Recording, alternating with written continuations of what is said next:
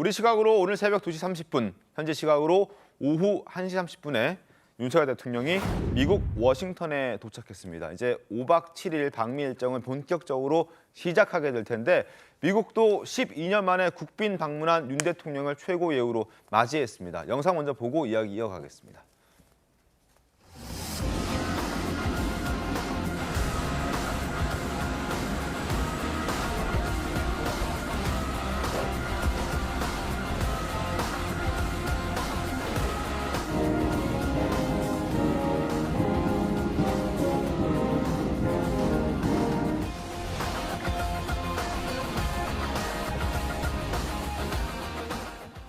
자, 미국에 도착한 윤석열 대통령 영빈관인 블레어 하우스의 여장을 이제 풀게 됩니다. 그리고 이곳에서 이례적으로 3박을 한다고 하는데 보통 한 2박 정도 하는 것으로 대부분의 대통령들이 그렇게 일정을 짰었는데 이번에 3박 하는 이유가 뭐 특별히 있습니까?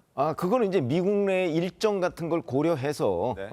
미국은 이제 얼마든지 블레어 하우스를 쓸 수 있도록 지금 한 것으로 보여요. 네. 그러니까 이제 그 일정에 따라서 뭐 이틀을 묵을 수도 있고 사흘을 묵을 수도 있는 거 아닌가.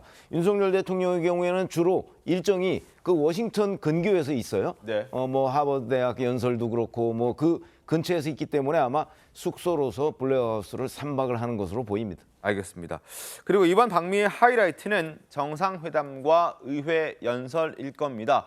어떤 의미가 있는지 또 이 회담과 연설을 하고 난 다음에 우리나라와 또 다른 나라에 어떤 영향을 줄지도 많이 관심이 쏠리고 있는데 장희찬 이사장님은 어떻게 좀 기대를 하십니까? 그러니까 저는 이번에 시작부터 일단은 이 넷플릭스에서 우리나라에 3조 3천억을 투자하는 성과를 냈잖아요.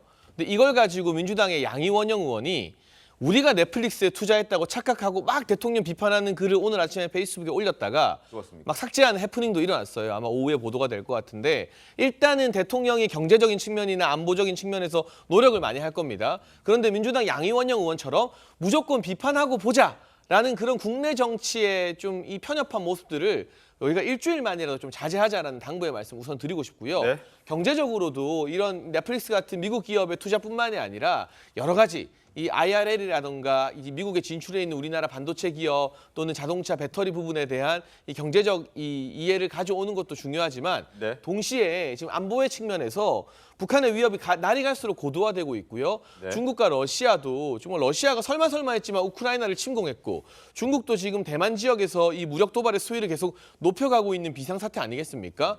보다 뚜렷한 미국의 확장 억제 전략을 우리가 가져오는 게 가장 중요한 안건이 될 것 같습니다. 그런데 뭐 백악관이나 대통령실 보도에 의하면 확장 억제와 관련돼서 별도의 문건에 양 정상이 합의하기로 했다라는 희망적인 소식이 나온 만큼 우리 국민들이 안보에 있어서는 한시름 놓을 수 있게끔 구체적인 조치 등을 이번 한미 정상회담에서 이끌어오면 좋겠습니다. 알겠습니다.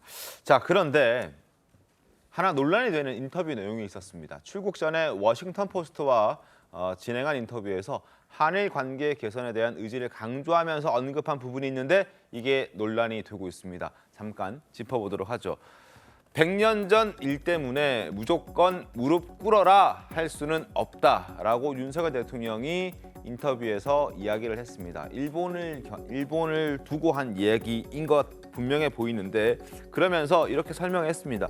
유럽도 참 과거에는 옛날에는 서로 전쟁 같은 거 많이 하지 않았느냐. 그런데 그 전쟁 그런 앙금을 계속 안고 있으면서 지금 협력하지 않고 지금 서로 돕지 않으면 그것 때문에 서로 발전하지 못하고 그것 때문에 서로 나라가 어려워지는 것 아니냐. 그러니까 그런 차원에서 우리도 일본과의 관계 너무 과거에 얽매여 있지 말고 이제 앞으로 더 미래로 나아가자는 차원에서 100년 전 일을 계속 문제 삼아서 무릎 꿇어라라고 말하기에는 그렇게 할 수는 없는 것 같다라고 말을 했는데 그런데 이 말이 논란이 되고 있습니다. 최병우 위원님 어떻게 좀 보셨습니까?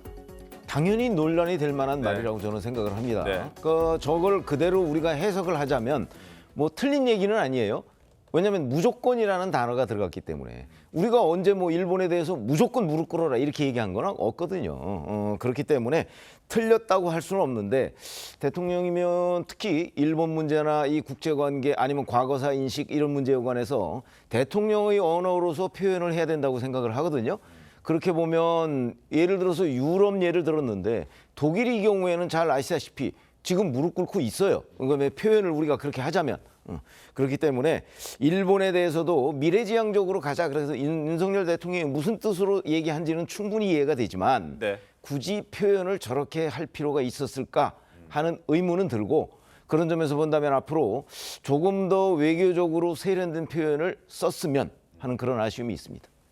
야권의 비판의 목소리 상당히 많습니다. 목소리 한번 듣고 계속 이야기 좀 이어가겠습니다. 대한민국 대통령의 발언인가라고 의심이 될 정도로 도저히 이해할 수 없는 발언입니다. 참으로 당황스럽고 참담합니다. 수십 년간 일본으로부터 침략당해서 고통받은 대한민국의 대통령으로서 결코 해서는 안 될 발언으로 생각이 되고, 대통령의 역사의식이 과연 어떠한지 생각해 보게 되는 발언 같습니다.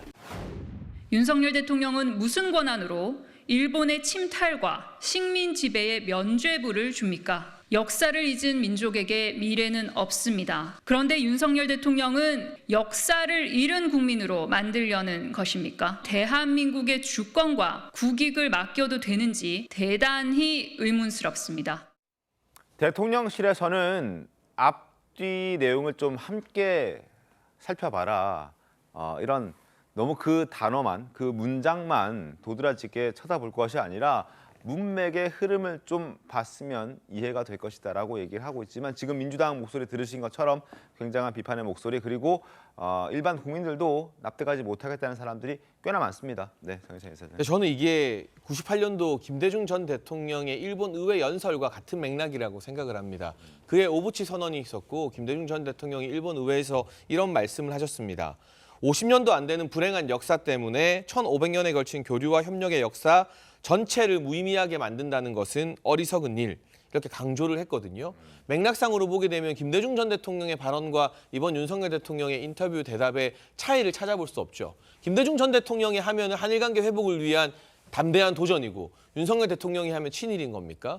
민주당 당사에 김대중 전 대통령 사진 붙어 있지 않나요? 노무현 전 대통령도 비슷한 취지의 발언을 공개적으로 여러 차례 했었습니다. 심지어 이제 이 고이즈미 당시 총리가 방한할 때 우리 이 피해자분들이 반대했음에도 불구하고 직접 가서 만나고 하는 등의 모습을 노무현 전 대통령이 보여줬었죠.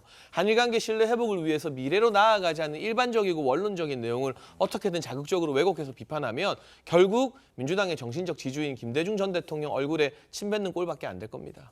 네. 아니, 한일 관계의 미래적 발전을 위한다는 거에 대해서는 뭐 역대 대통령과 지금 윤석열 대통령의 취지는 다 공감합니다. 그 부분에 대해서 얘기를 하는 게 아니에요. 근데 윤석열 대통령이 지금 하시는 부분들은 너무 흑백 논리에 가깝다는 거예요. 이거 아니면 이거.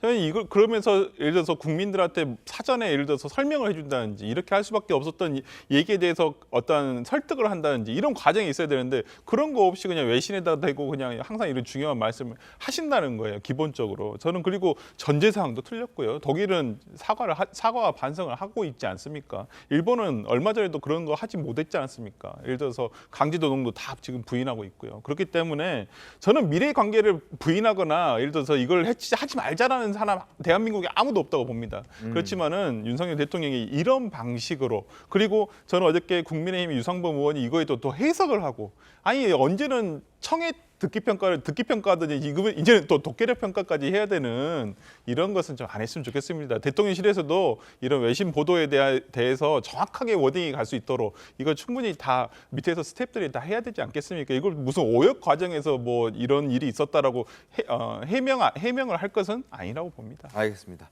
자, 한미 정상회담 일단 진행 중에 있고 지금 5박 7일 일정 동안 빡빡하게 윤 대통령은 움직일 겁니다. 그리고 이런 한미 정상회담을 겨냥한 북한의 무력 도발 가능성도 현재 배제할 수는 없습니다. 아직까지는 뭐 잠잠한 것 같은데 언제 어떻게 어떤 형식으로 도발을 하게 될지 이 부분도 항상 저희는 걱정해야 되는 그런 상황인데, 다만 아직까지는 뭐 조용하다는 점을 말씀을 드리겠고, 그리고 또 하나 눈에 띄는 게 있었습니다. 김정은 위원장의 경호가 조금 달라졌다라는 부분인데 화면을 보면서 말씀을 좀 드릴게요. 일단 과거에는 지금 빨간색으로 동그라미 쳐져 있는 부분들 경호원들인데 검정색 서류 가방 같은 것을 들고 있습니다. 과거에는 저런 모습을 보기가 좀 꽤나 힘들었고 맨손으로 서 있었던 사람들이 더 많았다면 지금은 분위기가 좀 바뀌어서 검정색 서류 가방을 들고 있는데 기시다 총리의 테러 이후에 저런 모습들이 많이 포착이 됐다고 하더군요. 저 가방 안에 뭐가 있는지 좀 궁금합니다. 최병민님 어떻게 보세요? 과거에도 맨손으로 경호원들이 나서는 경우를 많이 봤죠. 네. 아마 그래도 그 무기는 몸의 어딘가에 숨기고 있었을 겁니다. 네. 근데 그거를 이제 지금은 가방을 들고 다니죠. 저 가방 안에도 네. 무기가 있는 겁니다. 그러니까 경호 장비가 있는 거죠. 네. 그런데 이제 지금은 그때는 이렇게 잘 보이지 않는 경호를 했다고 치면 지금 기시다 총리 테러 이후에 조금 더 이제 위험이 좀 증가될 가능성이 있다는 판단 아래 경호 방식을 조금 바꾼 것이다. 이렇게 이해합니다. 알겠습니다. 자, 지금 북한에 잠시 변화되고 있는 경호 모습까지 소개를 해드렸고 그리고 한미 정상회담 내용까지 다뤄봤습니다.